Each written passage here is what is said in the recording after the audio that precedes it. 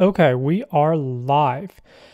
Today, what's on my mind is this blog post written by my friend Professor Jean Yang from Carnegie Mellon University, and it's entitled The Genius Fallacy. And I will link to the blog post, and I encourage all of you to read it in its entirety. It's not very long. I'm not going to try to summarize it because I don't think I can do it justice, but the high level overview is that my interpretation from her blog post is that, this idea of finding a star genius somewhere, some unicorn somewhere is overrated, and that doesn't actually happen in real life. And the most effective people who end up perhaps looking like geniuses or superstars or really accomplished from the outside, have really done so over many years of hard work combined with, perseverance and luck and grit and all of that. So, on its face, this is something that many people have talked about before, but for some reason, the way that Jean has written this post just really resonates with me. And I'll try to give some kind of gut level reactions to it. So I usually don't record videos or write articles to respond directly to what other people have written, but this is sort of an exception. So I think one main reason why this appeals to me a lot is that currently I am in the midst of finishing up another round of research papers to submit, and this is probably the 50th, I would say, 50th or maybe 60th paper submission that I've done. So not like total deadlines, but total numbers of papers submitted, I guess, depends on how you count. But it's somewhere around the 50 mark. So I've done this many, many times before. I've written many versions of research papers to submit to publication, many times having to resubmit things and go through that whole process. And as a career academic, this is our bread and butter. This is what we ship. This is the product that we make, right? So instead of shipping software, we are shipping papers to be reviewed and hopefully to be eventually published to disseminate these ideas out into the world. And this blog post is well timed because this morning, it's like 2 or 3 days before the deadline. I'm getting up, and every morning I've been getting up and slogging through the writing and the editing process and all the mechanics required to finish these papers. And I just kind of, one realization I've had is that it still doesn't seem to get easier, right? So even this is my 50th or 60th time, it still feels just as hard. It feels just as difficult. It feels just as just kind of challenging and all-consuming as it did during my first one or second one. Of course, I'm a lot more experienced now, so I submit more papers at once. I attempt more ambitious projects. I attempt, more ambitious pieces of writing and so forth. But the idea is that level of difficulty still remains really high. It's not like I've done 50 of these now and I'm just kind of cruising through and just like it's all, easy. No, it's still really, really hard. And I think it'll always remain hard as long as I want to keep pushing to do my best work. And, one of the things Jean mentions in her post is that just this idea of finishing projects, seeing them through, and just keeping on showing up every day, despite the ups and downs, that's what really ends up mattering in the long run. And again, this is something that many people have mentioned, but I think it's worth reiterating both from myself and from her post and from other people who've said that, because I think that, we're kind of funny creatures in that I think who says something matters a lot, right? So like if it's someone whom you relate to or someone whom you look up to saying something to you, it would matter. I think it would mean a lot more to you than someone who's just, on TV, that's some random person saying, some cliche. So I think it's important for people like Jean to keep emphasizing this message of the fact that, this sort of lone genius, instant genius thing is really a fiction that that kind of the media tells and glamorizes. But really, in the end, if you kind of look behind the curtain, it's all just a lot of hard work and perseverance and some luck and some kind of clever pivoting and other sorts of things mixed into this kind of messy bag here.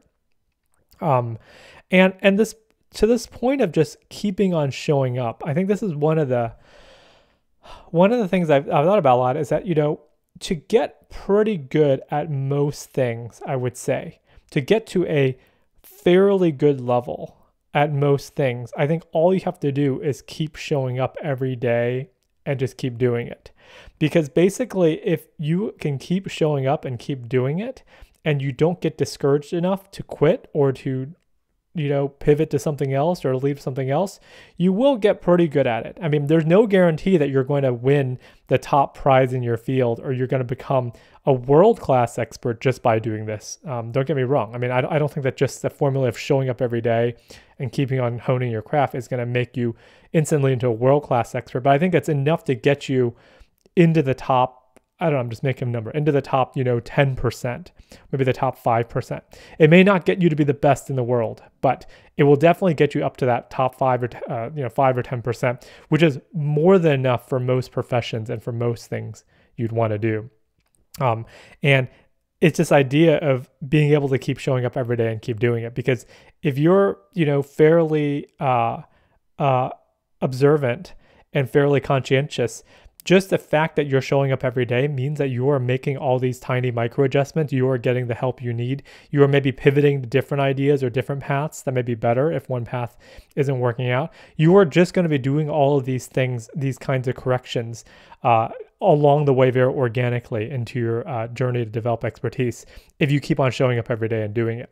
And, but then, the one with the retort is, what if you just keep showing up every day and you're banging your head against a wall and you're not making any progress? Should you just masochistically keep showing up and bang your head against the same wall, except expecting a different result?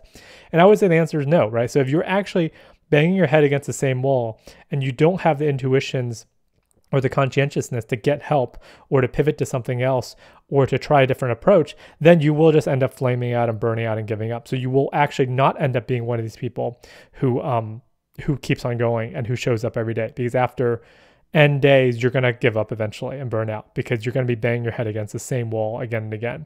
So implicit in this notion that it seems so quote unquote simple to just keep showing up every day and doing something, implicit in that notion is that you are figuring out ways to maneuver around the inevitable obstacles in your way. So these hypothetical brick walls that come up, a way to climb over them or to go around them or to get someone else to help you smash through them in this extended metaphor here. What else? So I would highly encourage you to read Jean's blog post, which I'm going to post as a link on this video or this podcast. And and the last thing that she mentions is this idea that there is this mythological lone genius creature that people idolize and who is supremely well spoken and just talks like a genius and maybe perhaps looks like a prototypical genius, whatever that demographic might look like. And those stereotypes are extremely harmful, because if you don't talk the talk or look a certain way in a certain field, you may not be taken as seriously. Whereas, from my experience and from many people's experiences, people who are truly technically capable and great at what they do, they look like all sorts of different things. They are all sorts of different personality types. Some of them are quiet, some of them are loud, some of them are introverted, some of them are extroverted.